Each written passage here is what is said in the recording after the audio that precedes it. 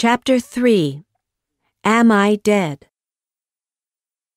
As my body lay motionless in the hospital bed, I took the opportunity to look at it a little more closely and in peace for the first time since the helicopter journey.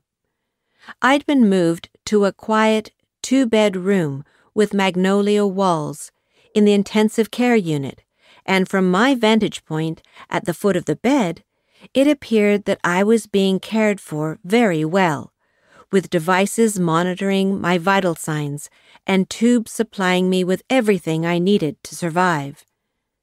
It felt very strange indeed to be able to observe myself from the outside like this. After all, we don't usually get to see ourselves the way others do.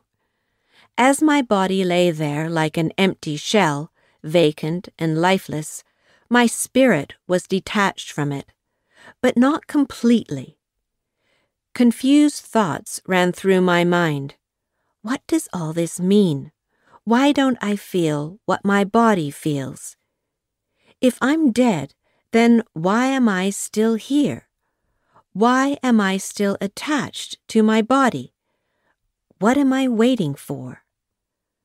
On the one hand, it seemed quite natural that I'd left my body, but on the other, the distance felt odd. I felt no pain, no pressure, and even less fear. What I did feel, however, was a kind of expansion, a freedom that I'd never experienced before in my life. Everything felt so wonderfully light, as if the weight of the world had been lifted from my shoulders. But then slowly another feeling crept in, puzzlement, and with it came more questions and doubts. Why can't anyone see or hear me? I'm right here, for God's sake, and I feel as fresh as a daisy. I found myself becoming preoccupied by strange thoughts. What on earth is this? I must be dead. There's no other explanation. But if I'm dead, then why has nothing changed? I also felt as if I was waiting peacefully for something, although I didn't know what it was. It was a highly disconcerting situation, one that's very difficult to imagine if you haven't experienced it yourself. But try to put yourself in my shoes. Free as a bird. I felt no connection to my body whatsoever. It didn't even feel like it belonged to me. It was as if my body itself was home to all the pain, sadness, and heaviness of the previous few years of my life, whereas I finally felt free of it all, unburdened at last. I couldn't remember ever feeling so free and light. I was like a bird that spent its life in a tiny cage and has suddenly been set free. But now that the cage door was open, I didn't really know what to do with my freedom.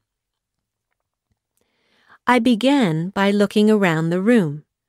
The smell of disinfectant was overpowering, and at the head of the two beds were numerous medical devices, all switched on. Aside from their constant beeping, however, there was utter silence. An elderly lady lay in the bed next to mine. She, too, seemed to be asleep, and was smiling blissfully as she dreamed. As I began to wonder why she was smiling, I suddenly found myself in her dream. I was in a beautiful ballroom with giant crystal chandeliers hanging from the ceiling, illuminating the scene with a radiant light. I could hear music playing, and my eyes fell on a beautiful young woman in a breathtaking cream ball gown. She was safe in the arms of a man who looked at her lovingly as he led her around the room in a waltz. The couple appeared to be oblivious to the people around them, and only had eyes for each other. They were one with themselves, the music, and their bodies, and nothing else seemed to matter. I understood why the old lady was smiling and seemed so happy, even though her body was asleep. The moment I'd found myself wondering why she was smiling, I'd become immersed in her inner experience, just as if it were my own. It was as if she and I were connected in some strange but magical way. Meeting my teacher. Meanwhile, the hospital had become quieter. Every now and then I heard someone walking along the corridor from one room to another, the murmur of doctors talking to each other, and the soft whirring of the medical equipment. I was still trying to wrap my mind around my bizarre situation and what had happened, when the atmosphere and conditions around me suddenly and dramatically altered. The room expanded, becoming much bigger than before, and it was filled with immaterial and intangible things. Everything was permeated by an endless spectrum of colors. The vibration and light changed too, making all the objects in the room seem brighter and softer. Surprised by this abrupt transformation, I glanced around, and as I did so, a very odd feeling came over me. Something strange was going on. "Everything is okay, Anke." A soft, melodious voice carried through the room. Startled, I turned in the direction that I thought the voice was coming from and saw a radiant figure smiling invitingly at me. It was as high as the ceiling, and the light it emanated was so indescribably bright that I could barely make out a body. I stood spellbound beside the bed for what felt like an eternity, staring at the figure. I'd never seen anything so beautiful. This figure, made of soft celestial light, had the power to change everything it touched. The walls and every object within those walls were suddenly transparent. Everything material seemed to change its density in the presence of this being. The figure, the presence, was more than just light and more than a spectrum of colors. As I slowly regained my composure, it moved cautiously and respectfully toward me, tilting its head slightly.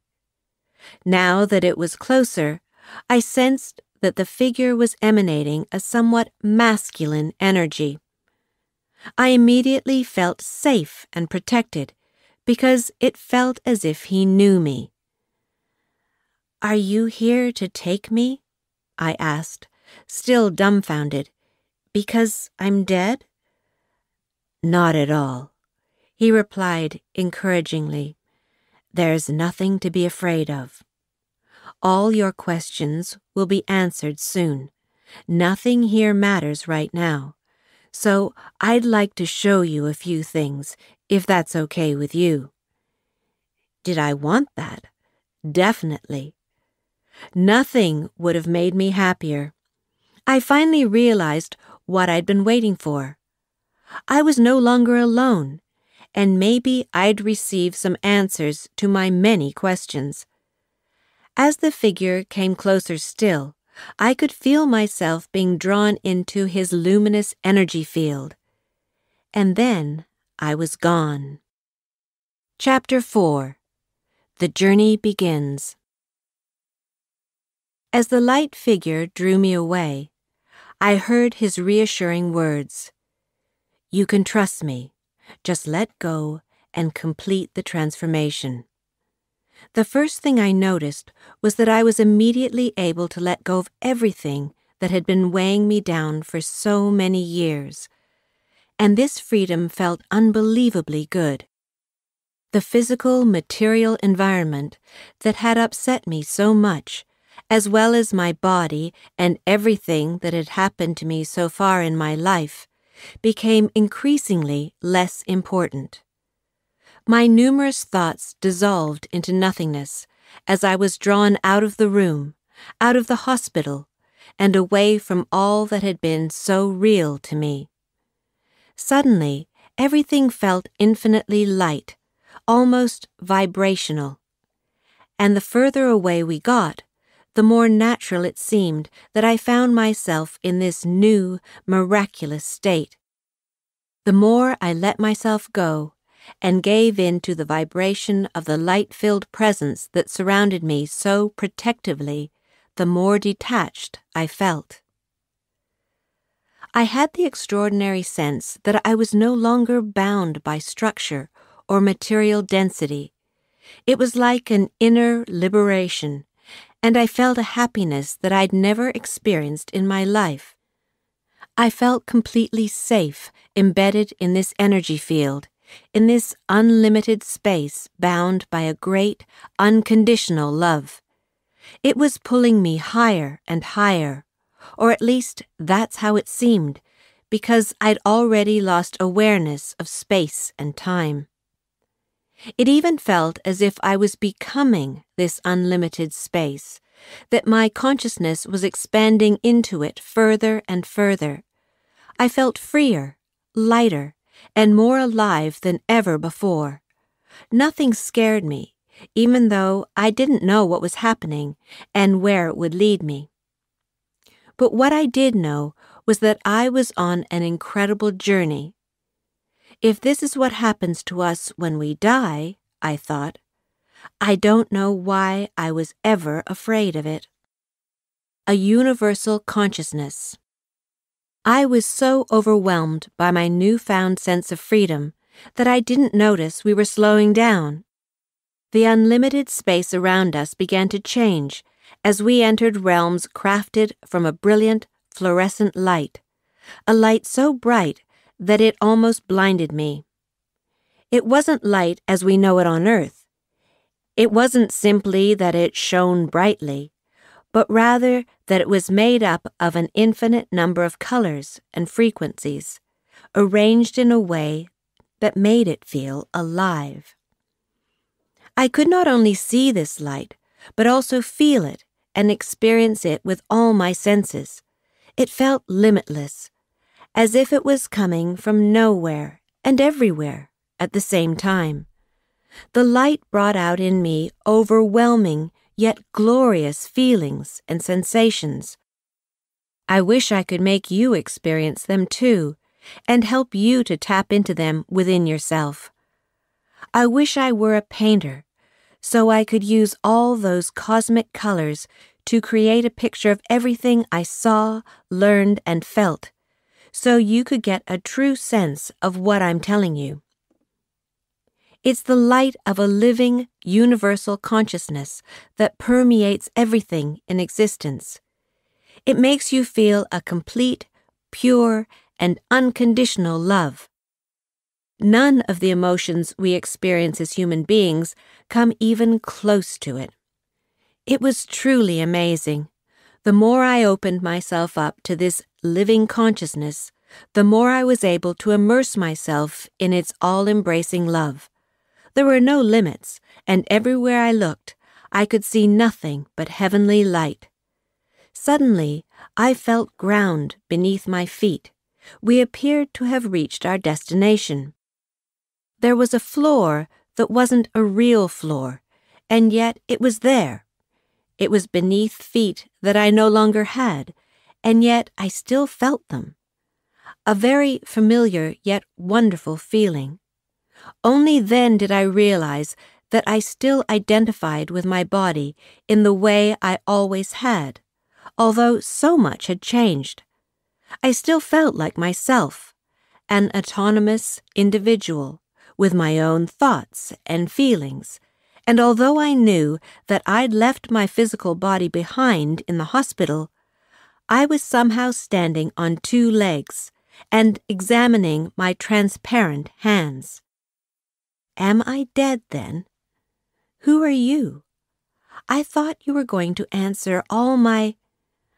I hadn't even fully thought this last question when I sensed that the protective presence surrounding me had shifted, and he was now right in front of me. Entire worlds were reflected in his golden yellow light, when I was able to look at it a little more closely for the first time. The figure was magical. Everything about him drew me in and felt so familiar. "You're not dead. Let go, Anke. Let it all go," he said. His words felt like the most loving embrace, to which I gratefully succumbed. I have so many questions, I thought. His reassuring answer came immediately. "I know. All your questions will be answered. We'll explain everything to you and show you all that you need to see. But let go now, Anke. Just take in the light and get used to its frequencies. Everything will come at the right time. You'll soon understand." Bound by unconditional love. The more I let go and let in this universal consciousness, the more I understood that everything in this spiritual realm was different from what I'd previously believed. As soon as you think a thought, everything it entails is thought into existence simultaneously. When a question arises, so do all its possible answers. Feelings, as we know them, don't exist, because any human emotion falls far short of this comprehensive awareness. Nothing in the spiritual realm is directed toward a single person or situation. Everything permeates everything else. It's a state of being, an all-encompassing state that's underpinned by unconditional love. Time, as we know it in the material world, is completely absent. Everything's happening right now, and therefore all at once. As soon as you turn your attention to it, you perceive everything that ever was and ever will be, simultaneously. I was fascinated by all this. I'd suspected that everything in the universe must be connected in some way, but the further I extended my own consciousness into the spiritual realm in which I now found myself, the more I was able to grasp the complex synchronicity that exists. What I didn't know then was that I was in the process of consciously connecting with the vibration of my soul. Reflecting on my experience. Today, I know that what we humans think of as real has very little to do with our actual reality. We look at our bodies and perceive them as physical matter. We look at our environment and think it's static, fixed, and permanent. We look at our lives without paying much attention to the miracles that are taking place all around us. We look at the people around us without grasping that we're connected to them, that we're one with them. We feel separate from everything within us and around us. But as I'll show you in this book, this is an illusion, a fatal error of perception that lays the foundation for our entire, very limited view of the world. It's like holding a handful of sand and being convinced it's the entire desert. As humans, we're bound to space and time by our three-dimensional vibrational frequency. So we perceive that all events take place in a chronological order. We only have the capacity to concentrate on a single point in time. And to do this, we have to block out everything else. So we labor under the illusion that a past and a future exist, and that we don't have access to higher levels of consciousness. And due to our perception that we're isolated, separate individuals, even if we do sense that everything's connected in some way, we're unable to grasp the bigger picture.